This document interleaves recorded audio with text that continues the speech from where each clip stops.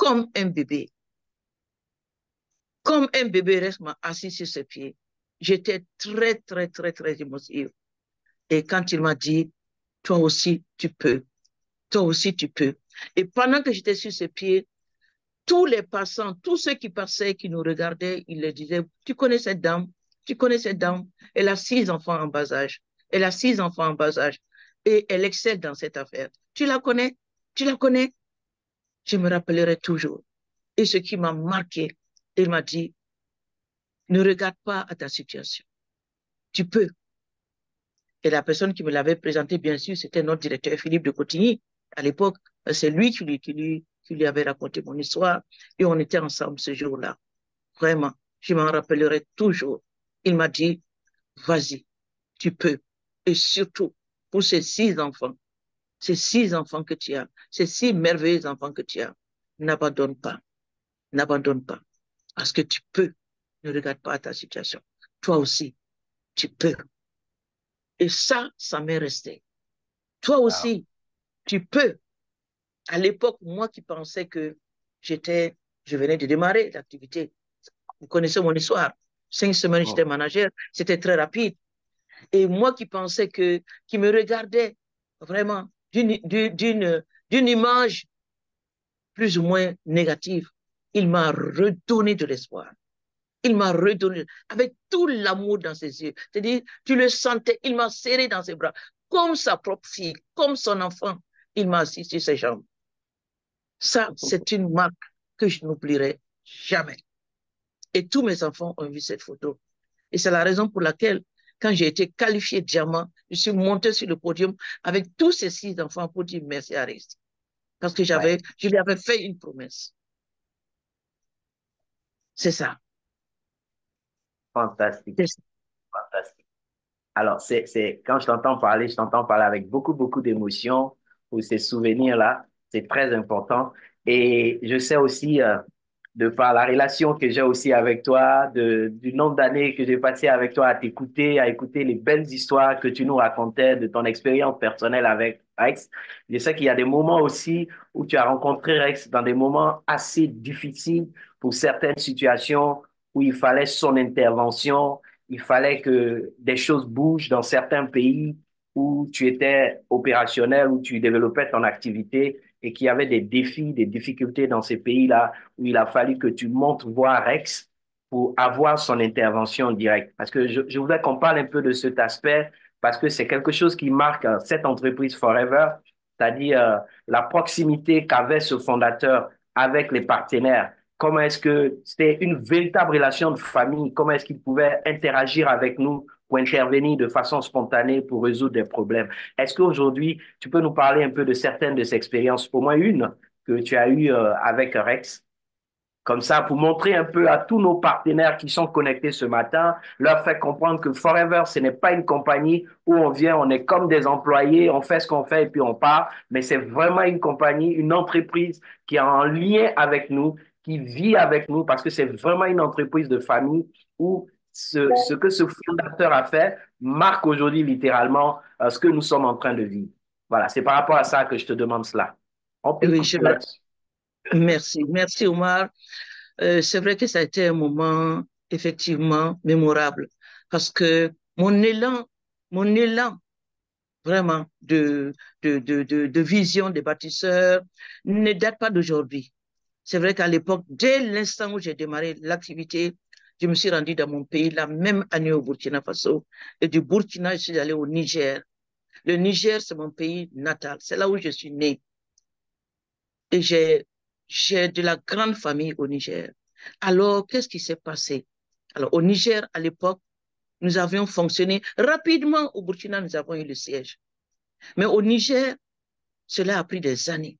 Je me rappelle, c'était exactement en 2008, lorsque nous allions au Nigeria, dans les cars, dans les bus, avec des espèces de l'argent en espèces dans les sacs, pour aller nous acquérir des produits.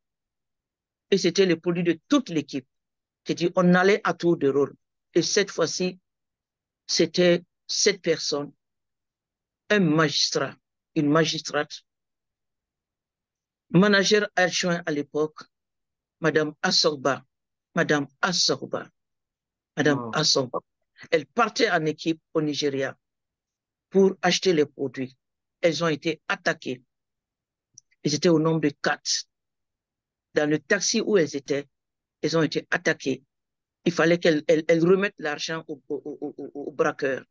Elle a Hmm. refusé. Ils lui ont forcé la main. Ils lui ont braqué l'arme en fait, sur le cœur. Dieu l'a Wow. simplement déplacé à son épaule. Et ils ont tiré. 12 balles. 12 balles ont été retirées de cette épaule. J'ai Hmm. recueilli les 12 balles pendant que celle-là était à l'hôpital. Et ça coïncidait avec le premier rallye, le rallye d'Abuja. Je me suis rendu au rallye avec ces 12 balles dans les mains. Et je les ai montrées à Rex. Greg était là à l'époque. Rex était tellement touché et il a ordonné immédiatement qu'on détache le Niger du Nigeria pour le rattacher au Burkina. Wow. C'était sous ma direction. Et c'est là que Rex nous a assis, Greg et notre vice-président aujourd'hui, Jean-Baptiste Amicha, et moi, il nous a assis, Rex lui a donné l'autorisation de gérer cette situation. Et il nous a assis, il nous a dit, écoutez, discutez, organisez-vous et lancez le Niger Wow. à Wow. l'époque. À l'époque. Et ma première rencontre justement au Niger avec, Amicha, notre vice-président, c'était suite à cela, quand on s'est rencontrés. Et derrière, il y a eu le Niger. Et après le Niger, il y a eu bien d'autres personnes, bien d'autres pays. Il y a eu Mayotte, il y a eu Madagascar, il y a eu le Congo. Au Congo aussi, j'y étais. Bref, à l'époque, Rex a pris cette affaire exactement comme la sienne et il l'a réglée. Ouais. Malheureusement, quelque temps après, cette personne, Mme Afsaba, nous l'avons perdue. Elle a perdu la vie. Et je profite justement de l'occasion pour vraiment rendre hommage à Mme Afsaba, derrière notre grand Rex, à tous ceux qui sont tombés, à tous ces managers, tous ces leaders, tous ces distributeurs qui sont tombés, engagés dans cette entreprise. Je profite de rendre hommage à tous ces hommes qui nous ont quittés. Encore, Rex, je n'ai pas de mots. Je n'ai pas de mots parce qu'aujourd'hui, la suite, comme je te l'avais dit, elle est là. Ouais. Les bâtisseurs, je te parle comme si tu étais là devant moi. Ils sont là. Ils sont là. Et je sais que derrière moi, ce sera cet amour, cet grand héritage, Rex, que tu nous as légué. Aimez-vous. Et vous qui êtes là, c'est ce mot, vraiment, c'est mon cri de cœur ce matin. Aimez-vous, serrez-vous les coudes, soyez solidaires, rendez-vous service gratuitement, sans attendre rien en retour, parce que c'est un héritage que Reste nous a laissé. N'en faisons pas de cela, n'en faisons pas un commerce, n'en faisons pas un intérêt personnel.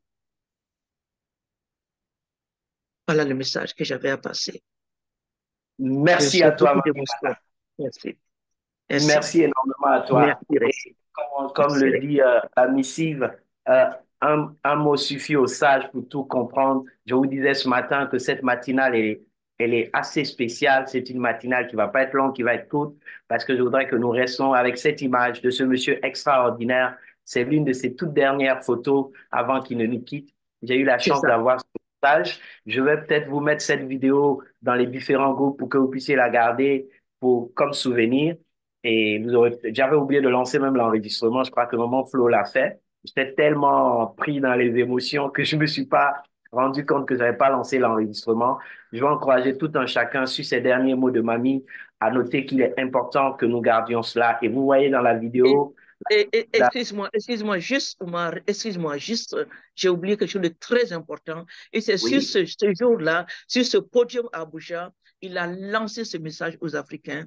Il était oui, ému de voir tous ces Africains et il a dit, vous croyez en ce moment, peut-être que je vais vous flatter, mais je vous dis une chose vraie. Dans les 10 prochaines années, l'Afrique va prendre l'élan. Forever, ça sera l'Afrique. L'Afrique sera parmi les meilleurs dans cette activité dans les 10 prochaines années. Et c'est exactement ce qui arrive. Effectivement, effectivement, c'est ce que nous sommes en train de vivre aujourd'hui, le momentum, le rythme, les actions, le développement du marketing des réseaux aujourd'hui en Afrique. On dira que ça va être un peu comme l'accomplissement de cette prophétie de Rexmode, parce que l'Afrique est vraiment le continent porteur en ce qui concerne cette belle industrie qu'est le marketing des réseaux et spécifiquement avec Forever Living Product. C'est pour cela que vous ne devez pas baisser la main et vous rappeler de cette belle image dans cette vidéo de Rex, là où il était sur le podium au Japon. Et c'est là-bas qu'il a tenu ce propos pour la toute première fois, où il a dit The power of forever is the power of love. La puissance de forever, c'est la puissance de l'amour. Et je souhaite vivement que chacun de vous garde cet amour et que se souvienne que si vous avez commencé quelque chose, quelles que soient les péripéties, quelles que soient les difficultés, quels que soient les challenges, ne baissez pas les bras. Poursuivez avec cette chose pour laquelle vous avez démarré avec une conviction, malgré la résistance, l'opposition, malgré les menaces, malgré les plaintes ou les insultes ou les critiques qui sont certaines fois négatives. Ne baissez pas les bras. Aussi longtemps que vous avez un rêve, aussi longtemps que vous avez des aspirations, aussi longtemps que vous êtes porté par quelque chose, celui de tendre la main et d'aider les gens. Pas seulement prendre des gens, mais donner aux gens votre amour, votre passion, votre temps, votre énergie, vos produits, votre système d'affaires. Faites-le avec autant de passion que vous ne l'aviez jamais fait. Aujourd'hui, nous avons la chance d'avoir Mamie avec nous. Aujourd'hui, pour moi, Mamie, c'est ma Rex. C'est ma Rex, c'est mon modèle, c'est ma référence. C'est la personne que je regarde, pas seulement parce qu'elle est ma marraine, mais parce que c'est une femme, une mère, une femme avec un cœur qui est peut-être 10 fois que le cœur qu'elle a, une femme avec un cœur généreux qui a vraiment pris la vision de ce monsieur Rexmode, qui s'est imprégné de cette vision et qui fait que chacun de nous est là tous les matins. Nous sommes déjà 500 personnes connectées sur cette matinale pour écouter et vivre ce moment spécial d'hommage avec Rexmode. J'aurais souhaité donner la parole à tout le monde et je sais que vous brûlez de le faire, mais le temps ne me permet pas de le faire. Il est exactement 8h30 à Paris et je dois vous laisser sur cette note, mais il était important que Mami Nana vienne en ce jour hommage à Rexmode, le fondateur de Forever Living Product, que moi j'ai eu la chance de rencontrer la première fois et vraiment dans des conditions extraordinaires en 2010 à Washington, là où a été lancé pour la première fois le Global Rally, parce qu'avant il n'y avait pas de Global Rally, il y avait des rallyes continentaux et c'était depuis Oui, oui, Washington qu'a été lancé oui. le Global Rally. Et il m'a donné une casquette sur le podium parce que j'étais monté sur le podium ce jour-là pour traduire pour André Poli, l'époux de Joël Bolfoy. Et ils étaient les deuxièmes mondiaux, plus de 12 000 cc. Et ils devaient rendre leur témoignage. On leur avait donné la sacoche en cuir avec 12 000 dollars dedans. Et c'est moi qui devais interpréter André. Donc, je suis monté sur le podium avec eux à Washington. Et quand on était dans les coulisses avant de venir pour intervenir, il a demandé à Joël, c'est qui? Et puis, ils ont dit, c'est un de nos leaders. C'est quelqu'un qui va arriver bientôt. Tu vas le voir arriver. Et puis, il s'est tourné. Il a pris une casquette. C'était une casquette qui était coupée là, où c'était écrit We are going global. C'était la casquette pour lancer l'événement, le Global Rally. Et il a mis sur ma tête. Et j'ai bien enfoncé sur ma tête et je suis passé pour interpréter André parlait en français et moi je traduisais pour lui en anglais. Et ça m'avait tellement marqué. J'étais surpris de voir ce monsieur, un milliardaire en face de moi qui est plein d'empathie, plein d'amour, qui ne se dit pas c'est qui ce petit monsieur, mais il a été vraiment, il m'a pris dans ses bras. On a pris plusieurs photos. Et je crois que j'aurai l'occasion de mettre ces photos parce que je les affiche pas souvent. C'est très important. Voilà les amis, c'était un bonheur de vous avoir ce matin en compagnie de Mami Nana depuis Ouagadougou. Que Dieu vous bénisse et rendez-vous demain matin pour poursuivre la matinale avec tous